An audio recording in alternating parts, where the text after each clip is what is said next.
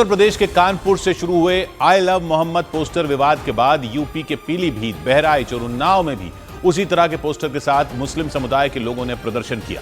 बहराइच में तो पुलिस ने प्रदर्शन में शामिल 350 लोगों के खिलाफ मुकदमा दर्ज कर लिया। इस पूरे विवाद की शुरुआत 4 सितंबर को 12 वफात पर कानपुर में निकाले गए एक जुलूस से हुई थी। वहां मुस्लिम समुदाय के लोग आई लव मोहम्मद लिखे पोस्टर लेकर सड़कों पर उतरे थे। नारेबाजी की गई थी। पोस्टर को लेकर हिंदूवादी संगठनों से जुड़े कुछ लोगों ने विरोध जताया था। उन्होंने आरोप लगाया था कि इस तरह के पोस्टर लगाकर एक नई परंपरा की शुरुआत करने की कोशिश की गई। कानपुर में हिंदूवादी संगठनों से जुड़े कुछ लोगों पर पोस्टर फाड़ने के आरोप लगाए गए थे। इसके बाद पुलिस एक्शन में आ गई थी। 9 सितंबर को माहौल बिगाड़ने की कोशिश करने के आरोप में पोस्टर लगाने वाले मुस्लिम समुदाय के 15 लोगों के खिलाफ केस दर्ज कर लिया गया था।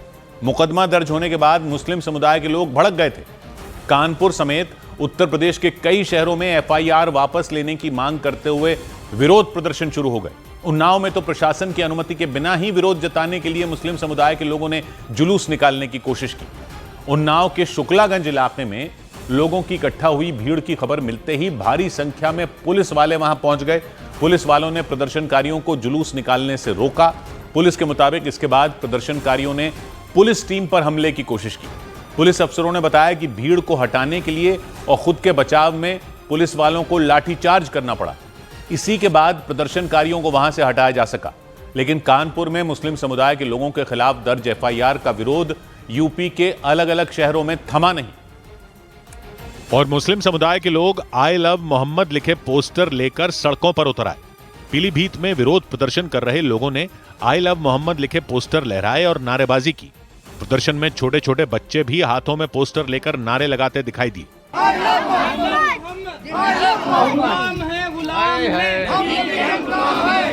इस दौरान एक शख्स एक कार की छत पर चढ़कर पोस्टर लहराता नजर आया। पीलीभीत की तरह उत्तर प्रदेश के बहराइच में भी मुस्लिम समुदाय के कुछ लोग आई लव मोहम्मद लिखे पोस्टर लेकर सड़कों पर उतरे। सड़क जाम कर दी गई और विरोध प्रदर्शन किया गया। इससे पहले उन्नाव में भी मुस्लिम समुदाय के लोगों ने बिना अनुमति के विरोध जताने के लिए जुलूस निकाला। प्रदर्शनकारियों को रोकने के लिए जब पुलिस की टीम शुक्लागंज इलाके में पहुंची तब पुलिस टीम पर हमला करने की कोशिश की गई। प्रतिबंध के बावजूद जुलूस निकालने की तैयारी थी, जिसके बाद पुलिस ने उन्हें रोकने की कोशिश की। यही वो स्पॉट है और जब वो नहीं रुक रहे थे, जुलूस निकालने की कोशिश कर रहे थे, तभी पुलिस को हल्का बल का भी इस्तेमाल करना पड़ा।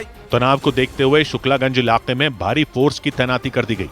पीएसी के जवानों को भी वहां तैनात कर दिया गया ताकि किसी भी तरह माहौल खराब न हो। शुक्लागंज इलाके में पुलिस टीम पर पथराव करने और हाथापाई करने के मामले में गंगा घाट कोतवाली में 30 लोगों के खिलाफ केस भी दर्ज किया गया।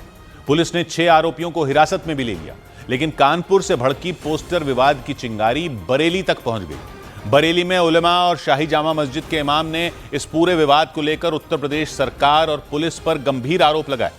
मौलाना खुर्शीद ने यह ऐलान कर दिया कि अगर आई लव मोहम्मद के पोस्टर लगाने पर एफआईआर लिखी जा रही है तो बरेली के हर घर, हर गली और हर मोहल्ले में आई लव मोहम्मद के पोस्टर लगाए जाएंगे। इस पूरे विवाद के बाद उत्तर प्रदेश का सियासी तापमान भी बढ़ गया। समाजवादी पार्टी ने पुलिस की कार्रवाई पर सवाल उठाया, जबकि बीजेपी ने पलटवार करते हुए सभी को कानून का पालन करने और प्रदेश का माहौल खराब न करने की नसीहत दी। इस विवाद में कुछ संतों ने भी प्रतिक्रिया दी। उन्होंने जुलूस के दौरान आई लव मोहम्मद के पोस्टर लहराए जाने पर आपत्ति जताई। यानी 4 सितंबर को 12 वफात के जुलूस पर निकाली गई रैली में आई लव मोहम्मद के पोस्टर का विवाद उत्तर प्रदेश में गहरा गया। कानपुर में पोस्टर लहराने वालों के खिलाफ दर्ज एफआईआर ने विवाद को और ज्यादा भड़का दिया। बरेली में शाही जामा मस्जिद के इमाम मौलाना खुर्शीद आलम ने पुलिस पर गंभीर आरोप लगाए। उन्होंने ऐलान कर दिया कि बरेली के घर घर में आई लव मोहम्मद के पोस्टर और स्टिकर लगाए जाएंगे। उन्होंने सभी पर एफआईआर दर्ज करने की चुनौती दे दी। अपने दरवाजों पर भी लगाएंगे लिख करके, हम अपने मोहल्लों में लगाएंगे, जगह जगह आई लव मोहम्मद का स्टिकर लगाया जाएगा। इस पूरे विवाद में सियासी घमासान भी छिड़ गया। समाजवादी पार्टी ने कानपुर में पुलिस की कार्रवाई पर सवाल उठाया।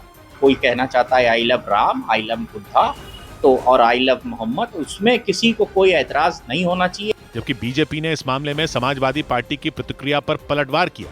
कोई भी नारा अगर विधि की परिधि को पार करेगा तो कानून का डंडा पूरी कठोरता से काम करेगा। कुछ संतों ने तो इस पूरे विवाद के पीछे बड़ी साजिश की आशंका जता दी। उत्तर प्रदेश के अंदर बांग्लादेश व अफगानिस्तान जैसी स्थिति पैदा करने की कोशिश की जा रही है। कानपुर से शुरू हुए इस विवाद के बाद पुलिस प्रशासन ने यूपी के सभी जिलों में अलर्ट जारी कर दिया। प्रशासन ने लोगों से शांति और संयम बरतने की अपील की। उधर मध्य प्रदेश के मंदसौर में गरबे की प्रैक्टिस कर रही एक महिला का अपहरण कर लिया गया। चौंकाने वाली बात यह रही कि कई लोगों के सामने ही आरोपी उन्हें पकड़कर जबरन अपने साथ ले गए। हालांकि इस दौरान वहां मौजूद कुछ महिलाओं ने उनका विरोध करने की कोशिश की, लेकिन वो उन्हें रोक नहीं पाई। एक आरोपी के हाथ में पिस्तौल देखकर लोग खौफ से भर गए। वो डर के मारे दूर हट गए और फिर आरोपी उस महिला को घसीटते हुए अपने साथ ले गए। इस घटना से पूरे इलाके में सनसनी मच गई। जानकारी मिलते ही पुलिस आरोपियों को पकड़ने में जुट गई। तुरंत सभी थानों को अलर्ट कर चेकिंग अभियान शुरू कर दिया गया। कुछ ही घंटों बाद पुलिस ने न सिर्फ सभी आरोपियों को गिरफ्तार कर लिया, बल्कि उस महिला को भी उनके चंगुल से छुड़ा लिया। बाद में पुलिस ने दावा किया कि आरोपी ने जो पिस्तौल लहराई थी वो असली नहीं बल्कि नकली थी। डरा देने वाला यह मामला मंदसौर के खानपुरा इलाके का रहा। जानकारी के मुताबिक जिस महिला का अपहरण किया गया वो अपने पति को छोड़कर किसी दूसरे व्यक्ति के साथ रह रही थी। बताया गया कि इस बात से उनके ससुराल वाले नाराज थे और उन्होंने ही उनका अपहरण करवाया, और वो भी कई लोगों के सामने। वो गरबा की प्रैक्टिस कर रही थी, तभी दो लोग उस हॉल में पहुंचे और उन्होंने महिला को पकड़ लिया। इसके बाद वो उन्हें अपने साथ ले जाने लग गए। आरोपियों के साथ दो महिलाएं भी नजर आईं जो इस काम में उनकी मदद करती दिखी। इस दौरान उस महिला ने खुद को उनसे छुड़ाने की बहुत कोशिश की। यही नहीं, उनकी कुछ दोस्तों ने भी हिम्मत दिखाई और आरोपियों को रोकना चाहा। तभी उनमें एक आरोपी ने उन्हें पिस्तौल दिखाई और डरा दिया। वो पिस्तौल देखकर पीछे हट गईं, जबकि हॉल में मौजूद बाकी लोग डर के मारे दूर चले गए। इसके बाद आरोपियों का काम आसान हो गया और वो महिला को घसीटते हुए अपने साथ लेकर चले गए। जानकारी के मुताबिक महिला अपने पति को छोड़कर किसी और के साथ रह रही थी और इस वजह से ही उनके ससुराल वाले भड़के हुए थे। बताया गया कि महिला के ससुराल वालों ने ही उनका अपहरण करवाया ताकि वो उन्हें अपने साथ घर ले जा सकें। हालांकि इसके कुछ ही घंटे बाद पुलिस सभी आरोपियों को पकड़ने में कामयाब रही।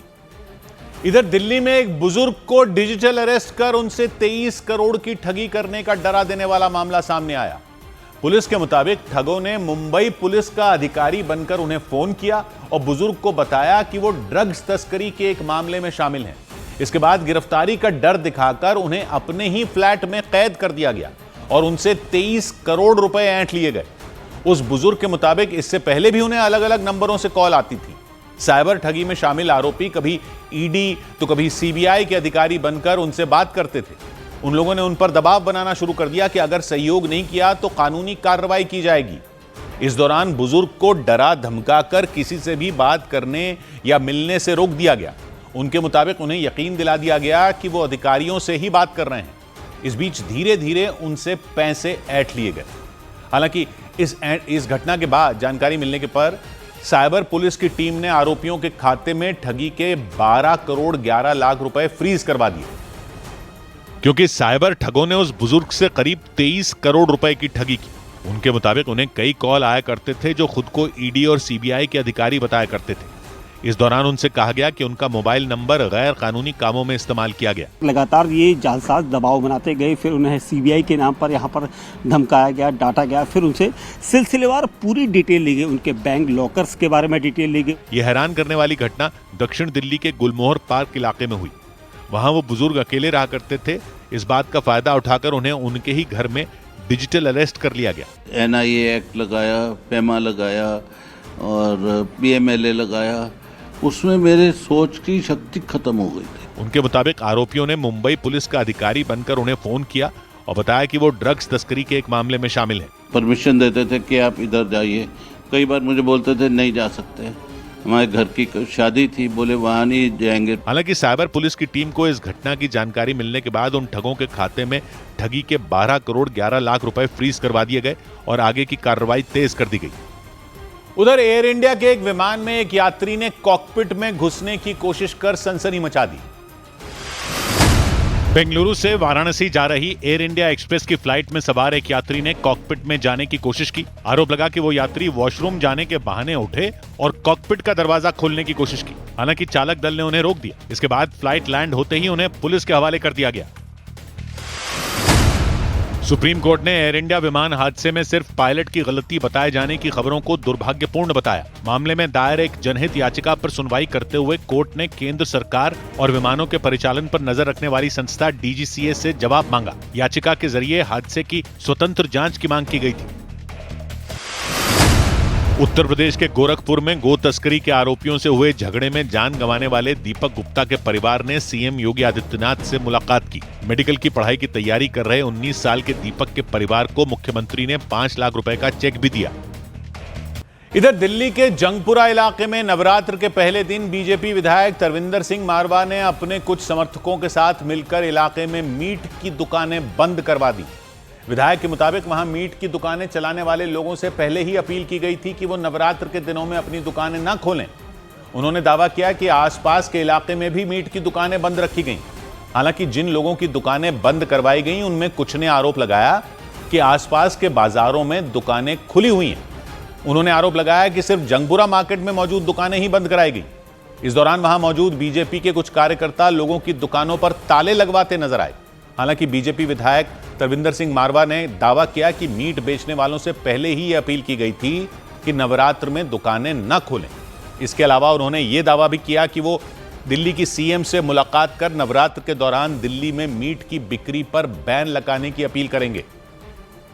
और इसी कड़ी में बीजेपी विधायक तरविंदर सिंह मारवा और उनके समर्थक जंगपुरा इलाके में मौजूद मीट की दुकानें बंद करवाते नजर आए। इस वक्त हम मौजूद हैं जंगपुरा मार्केट में, जहां जंगपुरा के विधायक तरविंदर सिंह मारवा जो हैं वो जो दुकानें यहां मीट की और मटन चिकन की जो दुकानें खुली हुई थी उसको बंद करवा रहे हैं। बीजेपी विधायक के मुताबिक मीट की दुकान चलाने वालों से पहले ही ये अपील की गई थी कि वो नवरात्र के वक्त दुकानें न खोलें। इसके बावजूद कई लोगों ने दुकानें खोली जिन्हें बाद में बंद करवा दिया गया। हालांकि दुकानदारों ने दावा किया कि उन्हें कुछ घंटे पहले ही ये कहा गया था कि वो नवरात्र के दौरान अपनी दुकानें बंद रखें। उन्होंने दावा किया इसी वजह से उन्होंने बेचने के लिए अपनी दुकानों में चिकन और मटन भी नहीं मंगवाया। यहाँ पे ऐसा कोई नहीं था। ये तो सुबह ही बताया गया था हमारे को, तकरीबन कोई 11 बजे बोला था कि जी अपनी दुकानें बंद कर लो आप। तरविंदर सिंह मारवा ने दावा किया कि वो दिल्ली की सीएम से मिलकर नवरात्र के दौरान दिल्ली में मीट की बिक्री पर बैन लगाने की अपील करेंगे। अभी मुख्यमंत्री को मिलने जा रहा हूँ तो हम कोशिश करेंगे कि दिल्ली में भी बैन हो। उन्होंने दलील दी कि मध्य प्रदेश और उत्तर प्रदेश की सरकारों ने कई जगहों पर नवरात्र में मीट की बिक्री पर पूरी तरह बैन लगा दिया। उनके मुताबिक वो दिल्ली सरकार से भी इसी तरह की मांग करेंगे ताकि दिल्ली में नवरात्र के दौरान मीट की बिक्री न हो। और नवरात्र के मौके पर मीट की दुकानें बंद कराने का मामला अकेले दिल्ली से सामने नहीं आया, बल्कि उत्तर प्रदेश के कई शहरों में भी ऐसा ही हंगामा मचा। लखनऊ में हिंदू महासभा नाम के हिंदूवादी संगठन से जुड़े कुछ लोगों ने वहां की कई मीट की दुकानें बंद करवाईं। उन लोगों ने मीट बेचने वालों से अपील की कि वो नवरात्र के दौरान अपनी दुकानें बंद रखें। हिंदू महासभा से जुड़े लोगों ने दावा किया कि वो नवरात्र के 9 दिन इसी तरह से मीट की दुकानों पर जाकर उन्हें बंद करवाएंगे। लखनऊ के हजरतगंज इलाके के कई दुकानदारों ने अपनी दुकानें बंद भी कर दी। हालांकि उन्होंने दावा किया कि अगर वो 9 दिन तक दुकानें बंद रखेंगे तो उनके कर्मचारियों को वेतन देना मुश्किल हो सकता है। वहीं उत्तर प्रदेश के वाराणसी में तो नगर निगम ने बाकायदा एक फरमान जारी कर दिया कि नवरात्र के 9 दिन तक शहर में मीट की दुकानें बंद रहेंगी। इस आदेश के मुताबिक अगर कोई इन दिनों में मीट बेचकर नियमों का उल्लंघन करता पाया गया तो उस पर कार्रवाई भी की जाएगी। मतलब दिल्ली के साथ ही उत्तर प्रदेश के कई शहरों से भी नवरात्र के मौके पर मीट की दुकानें बंद कराए जाने के मामले सामने आए। लखनऊ में हिंदू महासभा नाम के हिंदूवादी संगठन से जुड़े कुछ लोगों ने मीट की दुकानों पर पहुंचकर उन्हें बंद करवाया। शुद्धता के लिए हम लोग चाहते हैं 9 दिन व्रत रहते हैं लोगों का, उनकी भावनाओं का आप लोग सम्मान करें। हिंदू महासभा से जुड़े लोगों के पहुंचने के बाद कई दुकानदारों ने अपनी दुकानें बंद कर दी। हालांकि उन्होंने दावा किया कि अगर 9 दिन तक मीट की दुकानें बंद रहेंगी तो उन्हें काफी नुकसान उठाना पड़ेगा। करना भी चाहिए, हिंदू हैं हम लोग, बंद तो करना ही चाहिए। मैं खुद ही हिंदू, मगर क्या करें, बिजनेस एक तो लेबर भी है, लेबर का पैसा निकालना बड़ा आसान नहीं है। इस बीच वाराणसी में तो नगर निगम ने ये आदेश जारी कर दिया कि नवरात्र के दौरान शहर में मीट की दुकानें खोलने पर पाबंदी रहेगी। इन पूरे नगर निगम सीमा क्षेत्र में जितनी भी मीट, मुर्गा और मछली की दुकानें हैं उनको बंद रखने का आदेश दिया गया है। वाराणसी नगर निगम ने ये चेतावनी भी दी कि अगर किसी ने नियम तोड़ने की कोशिश की तो उसके खिलाफ एक्शन भी लिया जाएगा। उधर मध्य प्रदेश की राजधानी भोपाल में नवरात्र के दौरान गरबा पंडालों में प्रवेश को लेकर हिंदूवादी संगठनों ने चेतावनी वाले पोस्टर लगा दिए। पोस्टर पर गैर हिंदुओं के गरबा पंडाल में पकड़े जाने पर घर वापसी कराए जाने की बात लिखी गई। भोपाल के अवधपुरी इलाके में बनाए गए गरबा पंडाल के बाहर लगे पोस्टर पर जूते चप्पलों की तस्वीरों के साथ ये चेतावनी लिखी नजर आई। पोस्टर पर लिखा गया कि पंडाल में जिहादियों का आना सख्त मना है, पकड़े जाने पर घर वापसी कराई जाएगी। पोस्टर पर सबसे आखिर में पकड़े गए आरोपियों की उचित व्यवस्था किए जाने की भी चेतावनी लिखी नजर आई। इस पोस्टर के बाद देश भर में गरबा पंडालों में गैर हिंदुओं के प्रवेश को लेकर चर्चा शुरू हो गई। मध्य प्रदेश सरकार में मंत्री विश्वास सारंग ने भी हिंदूवादी संगठनों के इस तरह के पोस्टर का समर्थन किया। उनके मुताबिक नकली हिंदुओं को गरबा पंडालों में प्रवेश नहीं मिलना चाहिए। मध्य प्रदेश के छतरपुर में मौजूद बागेश्वर धाम के प्रमुख धीरेन्द्र शास्त्री ने भी दो टूक कह दिया कि जब हिंदू समुदाय के लोग हज यात्रा में नहीं जाते तो गैर हिंदुओं को गरबा पंडालों में नहीं आना चाहिए। दिल्ली में विश्व हिंदू परिषद ने तो सभी गरबा पंडालों के आयोजकों और पुलिस को चिट्ठी लिख दी, जिसमें उसने गरबा पंडालों में प्रवेश को लेकर सख्ती बढ़ाने की अपील की। जबकि समाजवादी पार्टी के नेता एसटी हसन ने मुस्लिम समुदाय के लोगों को गरबा जैसे आयोजनों से दूर रहने की अपील की। यानी नवरात्र के दौरान गरबा पंडालों में प्रवेश को लेकर एक बार फिर पूरे देश में बहस छिड़ गई। इस बहस के दौरान भोपाल के अवधपुरी इलाके में एक गरबा पंडाल के बाहर लगे पोस्टर ने सभी का ध्यान खींचा। भोपाल के अवधपुरी में जय जय श्री राम के नारे लग रहे हैं। पोस्टर मेन रोड है, लेकिन पोस्टर लगे हुए हैं कि गरबे के पंडाल में जिहादियों का आना सख्त मना है, पकड़े जाने पर घर वापसी कराई जाएगी। पोस्टर पर बड़े बड़े अक्षरों में चेतावनी लिखी नजर आई। पोस्टर पर चप्पल और जूते की तस्वीर के साथ गरबे के पंडाल में जिहादियों का आना सख्त मना है, पकड़े जाने पर घर वापसी कराई जाएगी या उचित व्यवस्था की जाएगी लिखा नजर आया। पोस्टर लगाने वाले हिंदूवादी संगठनों से जुड़े लोग हाथों में लाठियां लेकर खड़े नजर आए। मध्य प्रदेश सरकार में मंत्री विश्वास सारंग ने पोस्टर लगाने वालों का समर्थन किया। नकली तिलक लगाकर, नकली कलावा बांधकर यदि इंटरटेनमेंट के लिए यदि गरबे में जाएंगे तो इसकी अनुमति नहीं मिलनी चाहिए। बागेश्वर धाम के पंडित धीरेन्द्र शास्त्री ने भी गरबा पंडालों से गैर हिंदुओं को दूर रहने की चेतावनी दी। जब सनातन हिंदू विचारधारा के लोग हज यात्रा में नहीं जाते हैं तो उनके लोगों को भी जो है गरबा में नहीं आना चाहिए। समाजवादी पार्टी के नेता एसटी हसन ने भी मुस्लिम समुदाय के लोगों को गरबा पंडालों से दूर रहने की नसीहत दी। वक्त बहुत खराब है। जो कभी कोई लव जिहाद में फंसाएगा, कभी किसी और तरकीब से फंसाएगा और जिंदगी बर्बाद हो जाएगी। अपने को संभालें और ऐसे आयोजनों से बचें। विश्व हिंदू परिषद ने भी गरबा पंडालों के आयोजकों और पुलिस को चिट्ठी लिखी। वीएचपी ने पुलिस और गरबा आयोजकों से पंडालों में प्रवेश के दौरान सख्ती बरतने की अपील की।